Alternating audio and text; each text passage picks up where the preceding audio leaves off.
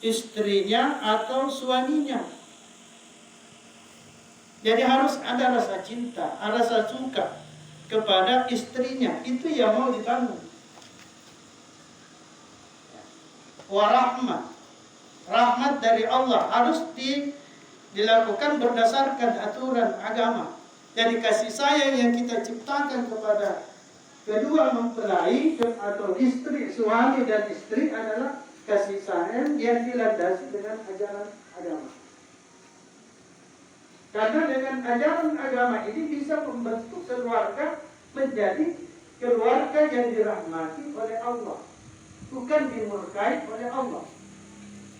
Bagaimana bentuk keluarga atau bentuk laki-laki ketika dia memandang suaminya, istrinya melihat suaminya? Kalau istri melihat suaminya menurut ajaran agama kita, istri itu merasa tentram dan terlindungi ketika dia memandang suaminya. Itulah laki-laki yang baik menurut ajaran Islam. Kalau dia melihat istrinya, merasa tentram, nyaman hatinya. Jadi perempuan ini ya bisa menenteramkan hati laki-laki. Ketika dipandang oleh suaminya, pada saat dia pulang dari kantornya, tentram hatinya, damai, betah tinggal di rumah. Dia namanya pakitana, masuk ke mana? Namanya pakitana, kai-kai tadi. Ini jamaah yang dimuliakan Allah Subhanahu Wa Taala. Ini kalau dilandasi dengan agama, maka pandangannya itu sudah harus ditundukkan. Karena tidak ada bedanya yang ada di sana dengan yang ada di sini. Sama.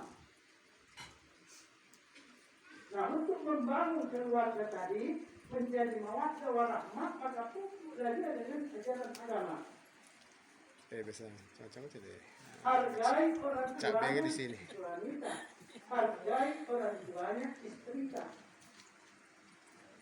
Saling menghargai. Karena bukan hanya satu lagi sudah.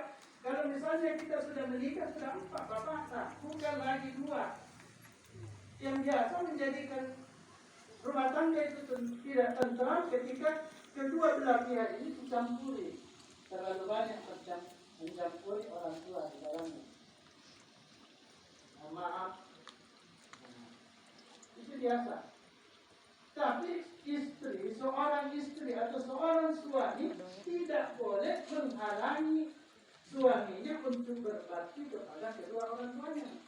Begitu juga sebaliknya, seorang suami tidak boleh menghalangi istrinya untuk berbakti kepada orang tuanya. Kenapa?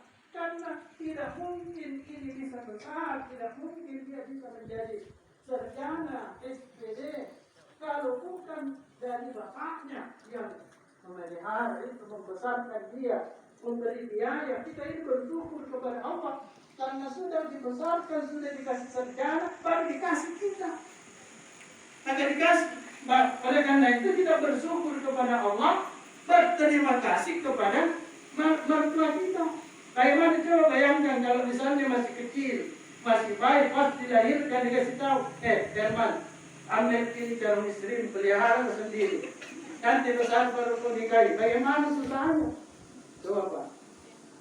Maka itu harus dipahami dari kedua belah pihak. Kita bersyukur. Begitu juga suami kita. Besar sudah bisa bekerja, baru dikasih istrinya. Sudah bisa mencarikan kita nafkah. Luar biasa. Maka kita harus berterima kasih kepada kedua orang tuanya. Jangan dicurigai. Ya sudah, kita tuh sudah curigai kalau mertuanya. Kalau datang misalnya dari daerah, nah, dikasih rasa maaf, dikasih rasa dari laut, coba bayangkan Pak. Ini harus dihilangkan ini. Artinya persepsi negatif terhadap keluarga dari pihak laki-laki dan pihak perempuan itu harus dihilangkan. Karena ini yang biasa membawa kerusakan daripada rumah tangga kita. Oke bapaknya, Benedita. Akhirnya yang kesaudara saya bapak. Agak sedih laut genre. Padahal mau lihat anaknya. Dia rindu kepada anaknya. Anaknya dimana dia bukan minta uang. Itu apa? karena tadi itu positif tinggi, negatif thinkingnya tinggi, tanya ke istrinya, apa namanya bapakmu tadi, maaf, berapa bulan kasih? Padahal tidak minta juga. Cuma karena rindu sama anaknya, mana dia anaknya. Ini biasa yang merusak. Begitu juga sebaliknya. Nah, kalau datang misalnya laki-laki dari pihak suaminya datang, dia bilang, berapa lu kasih mamamu tadi? Potong nih senjata aku. Coba. Oke. Rusak, Pak. Ini harus dihilangkan. Dan ketika agama yang melandasi ini, maka insya Allah apa yang diberikan oleh suami kita syukuri. Sesuai kemampuan suami, jangan dipaksakan, Pak. Jangan dipaksa suami kita. Kalau jadi kita tangga tak beli kulkas, belum tiada uangnya pembeli kulkasnya, bilang kau di mana kon? Kenapa kau tidak bisa belikan kulkas? Jangan tunggu dulu, sabar. Dia kan biasa ada orang tidak sabar itu menghadapi yang seperti itu. Tapi di sini bagus semua, sabar semua itu. Saya lihat mukanya, alhamdulillah orang sabar semua. Termasuk calon pengantin, insya Allah sabar. Jemaah yang dimuliakan Allah Subhanahu Wa Taala. Jadi harus sabar. Karena istri ini, dan itu juga biasa, tertekan itu perempuan ketika laki-laki tidak memahami dirinya sebagai partner kerja. Jadi istri itu mohon maaf kepada laki-laki sebagian, tidak semua. Tapi ada yang egois. Semua itu dipanggil, "Ma, mana bajuku? Ma, mana sepatuku? Di mana itu?" Nah, ditanya semua seakan-akan istrinya itu pembantu. Mohon maaf sih. Semua dikerjakan oleh wanita. Mak, di mana ini, di mana ini. Padahal istri itu bukan pembantu, Pak. Mohon maaf. Dalam konteks Islam, istri itu adalah partner hidup. Nah, kebersamaan yang dibutuhkan. Kalau kita laki-laki bisa menjahit baju misalnya ada di kerja istri kita, kenapa tidak? Tidak ingin jadi sebagai laki-laki. Jahit baju kita sendiri. Nabi sendiri itu menjahit bajunya, Pak. Tidak membebani istrinya kalau dia mampu. Berada di rumahnya setelah selesai dia bekerja, lalu ada yang bisa dibantu untuk istrinya bantu.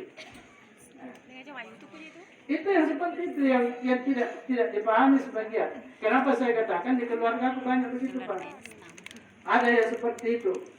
Kalau pulang bekerja dari sawah, duduk istrinya di situ walaupun tidak makan, tidak boleh berdiri kalau tidak selesai makannya. Luar biasa, Pak. Diktator itu namanya. Ini ada kebiasaan yang harus dirubah secara Islam. Nanti dilihat orang di Samarinda tuh ada plok. Nah, kalau perlu gantian memasak supaya masakan istri itu kita berganti selera. Seperti saya, mohon maaf, saya itu istriku orang Jawa, saya orang Bugis. Jadi saya biasa masakan Bugis saya masak, dia masakan Jawa. Yang mana lebih bagus? Dia saling menukar rasa masakan yang ada di Sulawesi Selatan. Coba. Karena dia tidak tahu masak, bagaimana masak daun kala-kala. Orang Bugis bilang, tidak ada tahu, saya yang ada. Bagaimana bikin gonggo sebudah, orang Jawa tidak tahu bikin itu.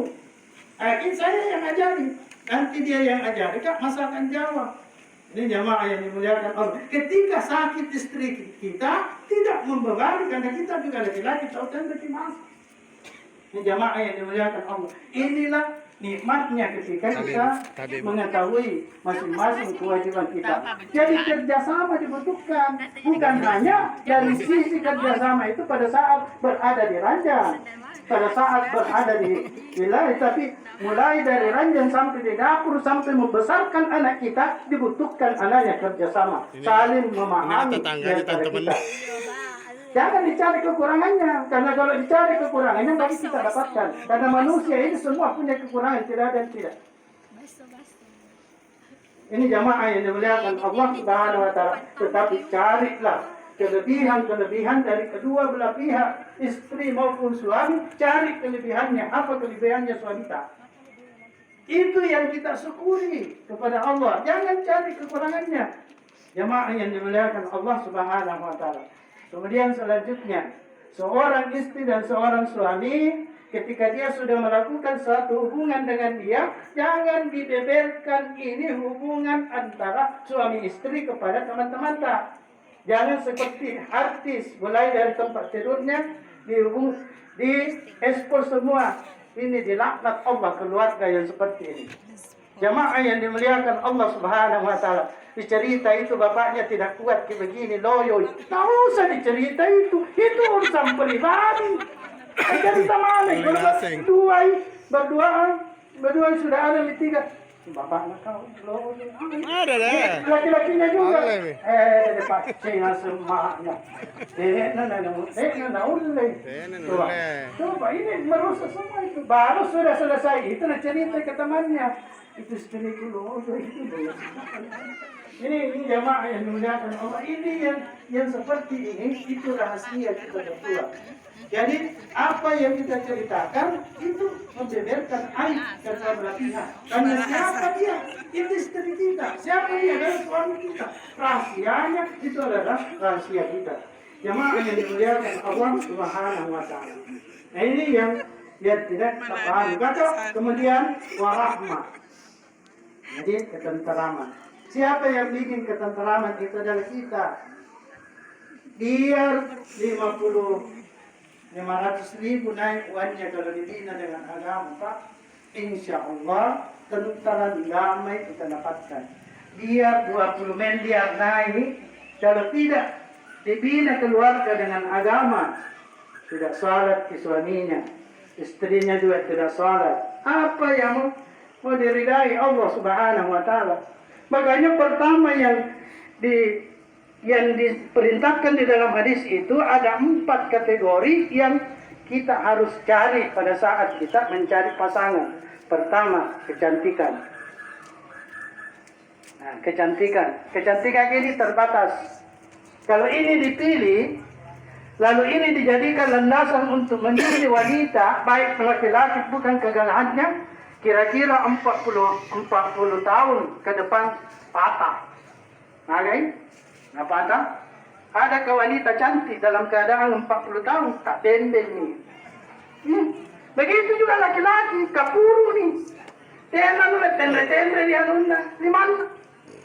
Makanya tidak disuruh pilih itu kegagahan itu yang dijadikan landasan. Nah, kemudian yang kedua kekayaan. Kekayaan itu dipilih karena kekayaannya, tetapi bukan itu yang sesungguhnya. Karena itu ada batasnya.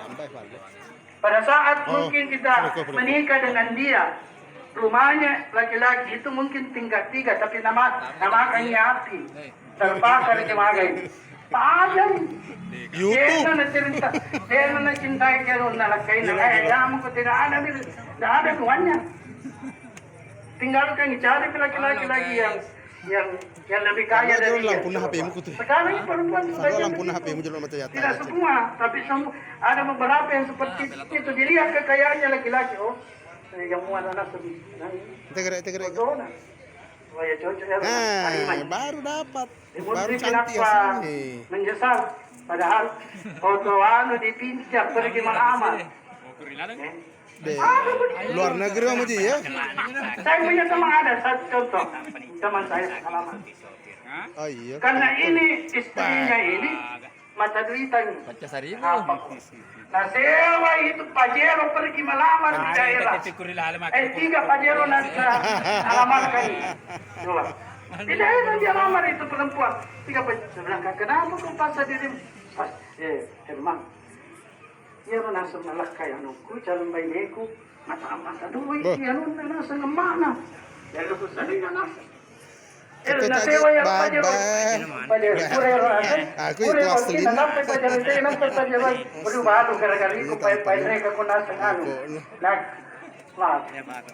gara-gara itu biasa nasa mak nasa matandre-andre na ilaw taro pas saya rupa rejon pajero nanti tayo ku baalot coba padahal memang na sewa aja karena orang miskin sebenarnya. Nampak mata aja yang memuliakan Allah. Nah ini kalau persoalan harta gara-gara harta kita. Subscribe. Kemudian yang kedua keturunan. Mana aja meruntuh channel aku. Keturunannya baik-baik. Oh iya, subscribe itu. Bukan orang yang sembarangan. Artinya orang terpandang. Bukan orang yang macam-macam gerakannya dan lain sebagainya. Ini keturunan harus dipelihara. Kemudian terakhir kata Nabi, agamanya. Tetapi inilah prioritas agama. Karena ini membentuk karakter manusia untuk pandai bersyukur kepada Allah.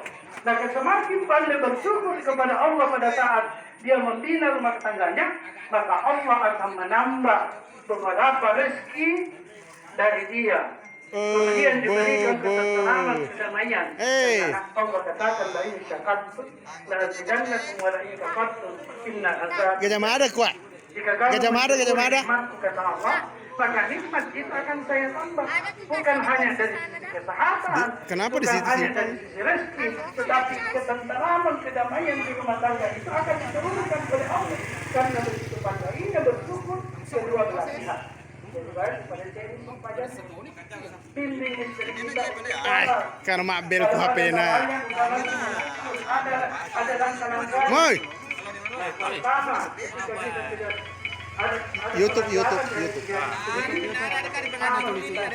Ah, iya. Jangan lupa subscribe. Asakin dulu, Ron, kutu nama dari aku meka. Oh, nak kada itu aku perhatikan. Tiga agak bolong. Bang.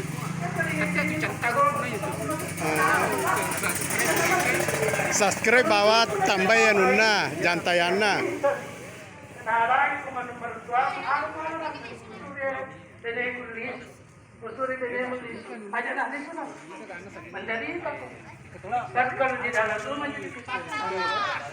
jamaah yang melihat terakhir, kalau sudah dipisahkan tempat tidur lalu sudah dinasihati tidak mampu misalnya, Hei, nak cantik. terakhir itu adalah memukul, tapi bukan muka. Rapu kaling guys, Makassar. Adanya, ibunya ke apa dan lain sebagainya. Jangan mukanya. Marah itu orang tua kalau mukanya memukul. Kalau sudah setengah mati minarawa pakai bedak dan lain sebagainya sekalinya kau tampilin, benjol ki. Cahaya dia bapak. Tidak ada ketentraman kalau seperti itu. Di jamaah yang dimuliakan Allah. Jadi alternatif terakhir itu boleh dipukul istri dengan syarat tadi daerah-daerah yang tidak merusak istri kita. Ini jamaah yang dimuliakan Allah. Kan ada sekarang ini juga pemukulan terhadap perempuan. Sampai merah itu babak belur, betisnya dan lain sebagainya. Bukan pukulan kasih sayang namanya itu. Pukulan pencuri. Pencuri itu dipukul sampai seperti itu. Ini Bapak sekalian Ibu yang dimuliakan Allah Subhanahu wa taala. Jadi itu. Jadi untuk membina rumah tangga yang dicari itu bagaimana mencari permasalahan itu kita pecahkan sendiri. Kalau ada masalah di dalam rumah tangga kita pecahkan, jangan dulu dilapor-lapor kepada orang lain.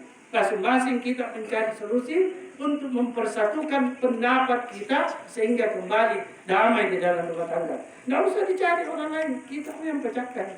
Ini jamaah yang dimuliakan Allah Subhanahu wa taala. Ada apa-apa dengan istri kita banyak bersabar. Ada apa-apa dengan suami kita, istri banyak bersabar. Ketika suaminya dia muruki sedikit, kalau pulang dari kantor, kita yang hibur ki. Jangan sampai, kenapa itu Pak? Kita yang hibur, kenapa itu Pak? Ada masalah bisa dibantu. Itu namanya suami istri. Kalau istri tak marah, dia mesti laki-laki. Karena kapan? Marah juga laki-laki bisa terpaksa. Maka perangkat dalam rumah tangga tidak tentram namanya, tidak damai, tidak mewakil rahmah. Jadi kalau marah suami tak, istrinya yang diam. Marah suaminya, istri yang diam, marah istri, suami diam. Caranya untuk membina rumah tangga lanjut. Kemudian pada saat kita membina rumah tangga kita, sebelum ada anak kita, selalu kita minta kepada Allah anak yang soleh. Nah itulah makanya perlu ada namanya sholat. Rabbi habli minas sholihin. Rabbi habli minas sholihin. Jadikanlah anak keturunan saya ya Allah menjadi anak yang soleh dan solehah. Karena anak yang soleh dan solehah ini mudah diatur.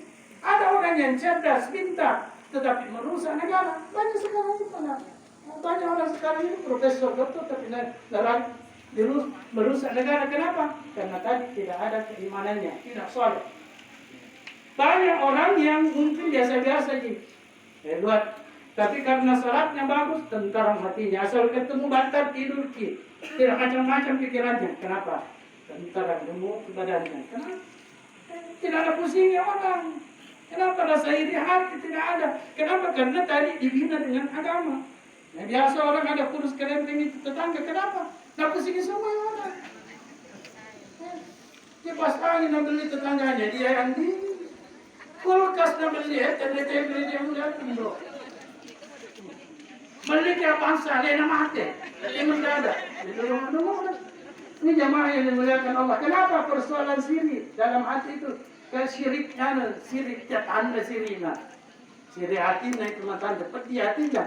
Itulah yang harus dikikis di dalam kehidupan beragama kita. Jamaah yang dimuliakan Allah Subhanahu wa taala, mudah-mudahan dengan ceramah yang singkat ini itu menjadi pelajaran buat saya dan kita sekalian. Kita berdoa kepada Allah, mudah-mudahan anak kita menjadi anak yang saleh dan salihah, menjadi pasangan yang bisa menjadi pasangan mawaddah warahmah di dalam kehidupannya dan bisa melahirkan anak-anak yang saleh, berbakti kepada kedua orang tuanya dan berbakti kepada agama dan bangsanya.